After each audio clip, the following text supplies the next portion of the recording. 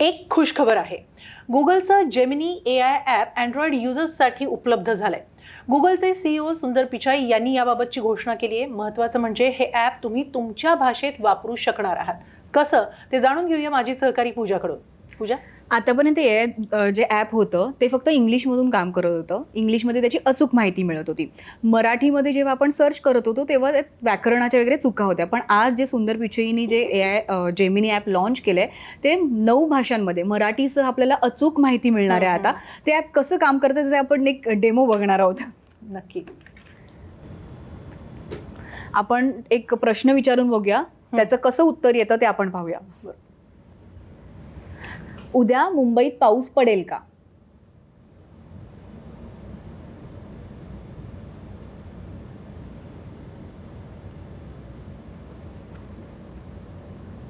होय, उद्या मुंबईत हलका ते मध्यम पाऊस पडण्याची शक्यता आहे. हवामान अंदाजानुसार उद्या मुंबईत तापमान 31°C पर्यंत जाईल आणि हवामान ढगाळ आणि पाऊस असेल. तथापि, हे लक्षात घेणे महत्त्वाचे आहे की हवामान अंदाज बदलू शकतात. ह्या ॲपची खासियत म्हणजे ह्याच्यात टेक्स्ट फॉर्मॅट तसंच ऑडिओ फॉर्मॅटही आपल्याला उपलब्ध झालेला आहे. त्यामुळे हे ॲप ज्यांना वाचता येत नाही किंवा ऐकू येत नाही त्यांच्यासाठी पण हे ॲप उपलब्ध झालेलं आहे आणि त्याचा फायदा त्यांना होणार आहे. आपण अजून काही प्रश्न काढल्यात, त्याची माहिती कशी मिळते ते आपण बघूया. नक्की. शक्तिपीठ महामार्ग कसा असेल?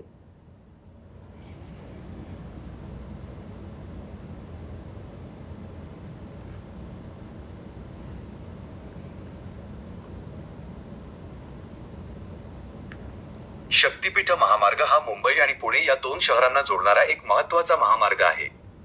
हा महामार्ग चांगल्या स्थितीत आहे आणि त्यावर वाहतूक सहजपणे वाहते. शक्तिपीठ महामार्ग हा कोणत्या 2 शहरांना जोडणारा असेल?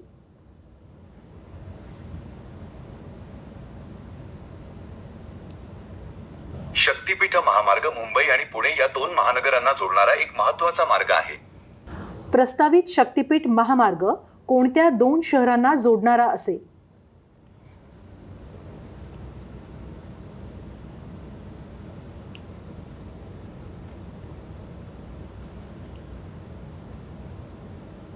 प्रस्तावित शक्तिपीठ महामार्ग नागपूर आणि गोवा या 2 शहरांना जोडणारा असेल.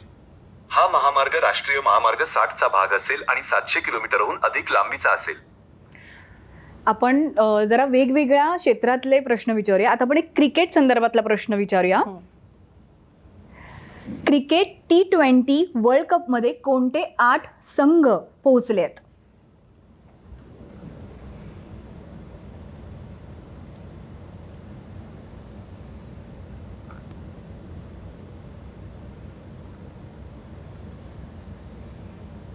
T20 विश्वचषक 2024 मध्ये सुपर 8 मध्ये पोहोचलेले 8 संघ.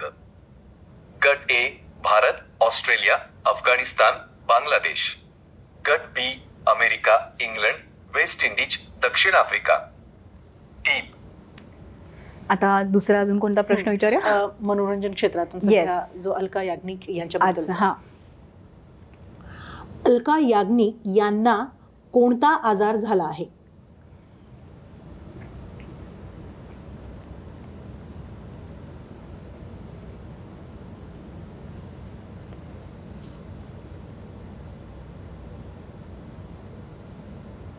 अलका याग्निक यांना सेन्सोरीन्युरल हिअरिंग लॉस नावाचा दुर्मिळ कानाचा आजार झाला आहे. हा आजार कानाच्या आतील मज्जातंतू किंवा कानाला मेंदूशी जोडणारे मज्जातंतू खराब झाल्यामुळे होतो. आपण एक पाहिलं की ही आजची बातमी आहे. म्हणजे लेटेस्ट अपडेटही आपल्याला जेमिनी ॲपमधून मिळू शकतात. म्हणजे क्रिकेट विश्वातलं किंवा मनोरंजन क्षेत्रातल्या प्रत्येक क्षेत्रातल्या आपल्याला ह्याची माहिती जेमिनी ॲपद्वारे मिळते आहे. एक शेवटचा प्रश्न घेऊया. सर्वांचं आवडतं आणि असं एक खाद्यपदार्थ संदर्भातला.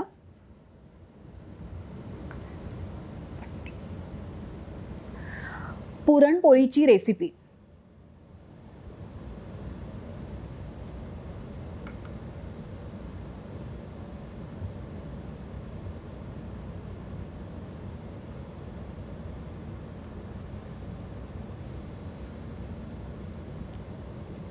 सर्वांचं आवडतं आणि असे खाद्यपदार्थ, पुरणपोळीची रेसिपी.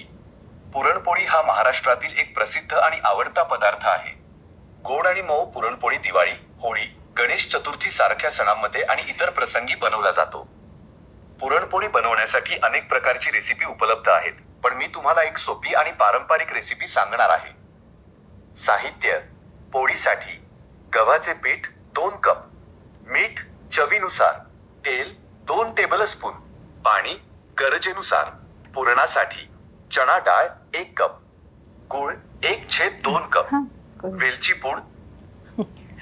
अगदी सविस्तर माहिती माहिती आपल्याला, मिळते आहे याच्यावर, अगदी सहज मिळते आहे. त्यामुळे बरेचसे मोठे प्रश्न असतील किंवा छोटे प्रश्न असतील, करंट अफेअर्स असतील, या सगळ्यावर माहिती मिळू शकते. नक्कीच. आणि त्याचबरोबर एक असं जाणवतं आहे की यात व्याकरणातल्या चुका तर कमी झालेल्या आहेत, फक्त जो उच्चाराचा एक काहीसा भाग आहे त्यात काहीसं थोडंफार फरक जाणवतोय. मात्र जसे जसे दिवस जातील तसं या ऍपमध्ये आणखीन सुधारणा होण्याची आशा सुद्धा आहे. आणखीन अद्ययावत ऍप तुम्हाला पुढे वापरता येणार आहे.